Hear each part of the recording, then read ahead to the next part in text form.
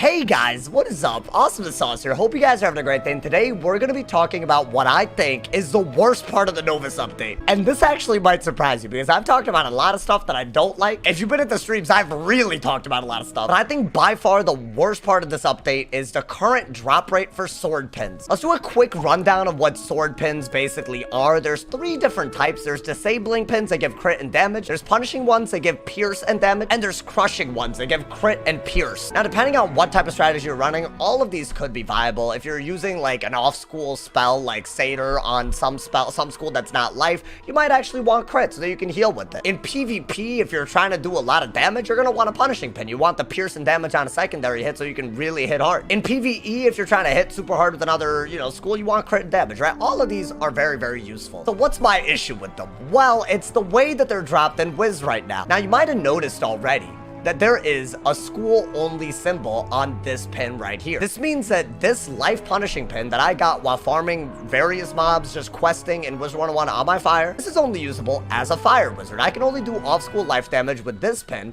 on my fire. And considering that if you have the full setup of any piece of endgame gear, right? If you have the full setup, you're looking at quite a bit, not just a little bit, quite a bit of farming if you're trying to get all the sword pins for any one school. If we take the Aeon hat, which has 2 sword pins, we take the Aeon robe, which has 2 sword pins, and we have the Aeon boots that has another 2 sword pins, you're looking at a maximum of 6 sword pins for any given purpose. There are also 3 different types of sword pins, so depending on if you're doing it for healing with an off school, if you're doing it for hitting in PvP, or if you're doing it for hitting in PvE, you're looking at 6 school-specific drops, meaning you'd have to get 6 of 1 jewel over and over again on each wizard to do a full dual school setup. And your question might be, well, you know what? Why not just farm a lot? See the first school that you hit 6, your 6 sword pins on and just dual school with that. Why not just do that, Sauce?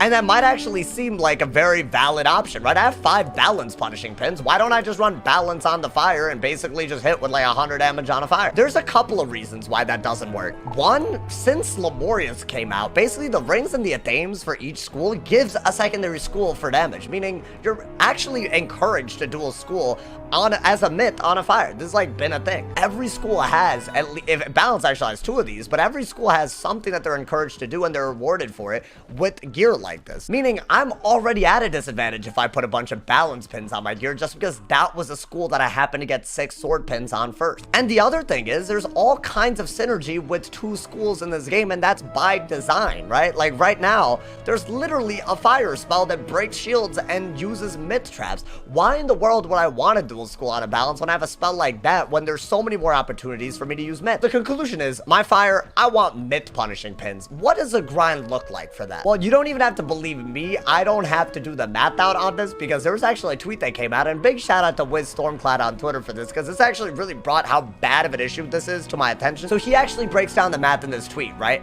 There are 3 different types of sword pins and there's 3 types of level ranges. So my lucky ass, I got a 160 fire mending pin, but there's a 140 and a 150 that I also could have gotten, meaning even if I get a mending pin for fire, there's a 1/3 chance that it's bad. There's at least a 1/3 chance that it's not up to the standards that you'd want for a really, really good setup. So 3 level bands, 6 different schools that you could get, meaning, but by the way, yeah, you can get every other school. I could get every school but fire when it comes to a sword pin. So at any given point, getting a sword pin, you have a 1 out of 54 chance that you get the sword pin that you want. Mans went a little further and assumed that you're farming the best boss with the best team to get these pins. And currently that's Don Manzana in Novus, right? If you, let's say that you were to do a crazy fast run, a 2-minute crazy fast run, if you were to do that over and over and over again, and you were able to do each Don Manzana run in 2 minutes to get 6 of the best pins, right?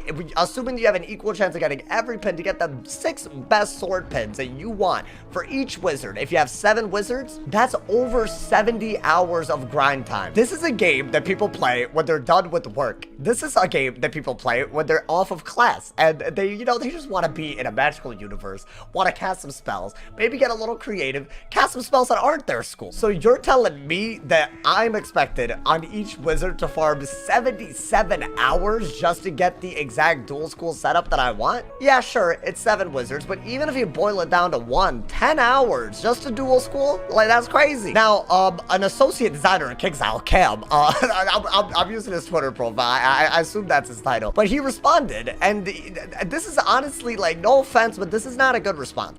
So Stormcloud here does the whole math out, 77 hours, and this man has the audacity, the actual audacity to say, well, the premise is wrong. Each boss only drops 2 level bands. But that still means, right? Let's say instead of 3 level bands, there's 2 level bands. To get 6 of the 1 jewel that you want, it's still like 1 out of a 38 chance. It's still 2/3 of the time of that original 77 hours that people calculated. And by the way, that is a low estimate. No one's out here doing they're not doing 77 hours of 2-minute runs of Don Manzana without like burning out. And I think this response kind of says it all. Like, you can't see a number like 77 and be like, well, you didn't do it right. It's 2/3 of it, so it's not valid. Like, I mean, like, I don't, like, what's the point of that comment? I think there's a lot of solutions to this, and I think that they should definitely consider it. One thing they could do, and they already do this with power pins, is literally, instead of making it so that only one school can use each sword pin, make it so that the school that would benefit the most from it cannot use it. As in, like, you know, like, don't let balance wizards be able to use balance punishing pins, but if I get this as a drop,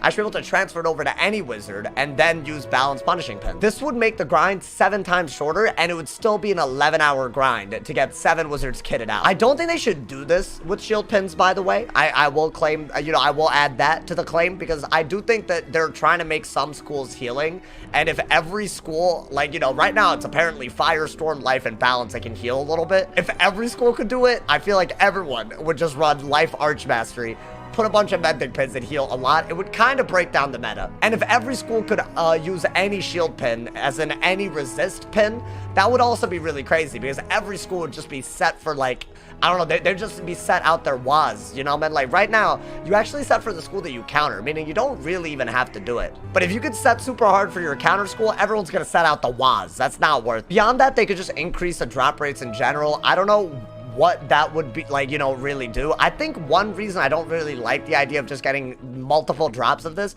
is because there's actually such limited space already in the jewels. Like, I'm at, like, look at this, there's like all these jewels, and now there's all these jewels. There's 100 slots only. Like, farming on one character is actually kind of impossible. Like, you have to use a shared bank to, like, store your stuff, or you have to make a jewel vault. So getting multiple drops at a time, honestly, I don't know. I mean, sure, if they want to do it, great, but, like, I feel like it would actually, I don't think it's the cleanest solution. And I think the third solution, which I think could also work, is because the big issue here is that the drop tables are currently diluted, make it so that certain bosses drop certain pins. Meaning Don Manzano, who's a life boss, maybe he drops spirit pins for dual school, and maybe there's another boss that's like elemental, and he drops, you know, your elemental dual school pin. If you could farm specific bosses for specific pins and increase your odds at least of getting the pin you want, I think that would make the exact grind that's happening right now a lot better. And I think it's a serious issue. I think you make what could be a really good update into a grind fest beyond the very norm of what they've already established with a lot of the gear already. This is double the grind. You have to get gear and you have to get pins. So I don't see why they gotta have to make it school specific as well on this end. I do think this is the biggest problem because it holds back people from experimenting with what could be a really cool thing. And right now, a lot of people are only getting their pins by glitching the final boss. What happens after that? Is everyone else screwed? I would hope not. That's my 2 cents on the current situation with sword pins in general. I think it has to be talked about, but honestly, y'all should talk about pins in general in the comments. Let me know what you guys think of pins in general. I think a lot of people have some very strong opinions. I'll be reading every comment. Drop a comment in the comment section. Drop a like if you enjoyed. Leave a sub if you're new. And if somebody hasn't told you you're awesome today, they doing something wrong. So stay awesome, y'all. And yeah.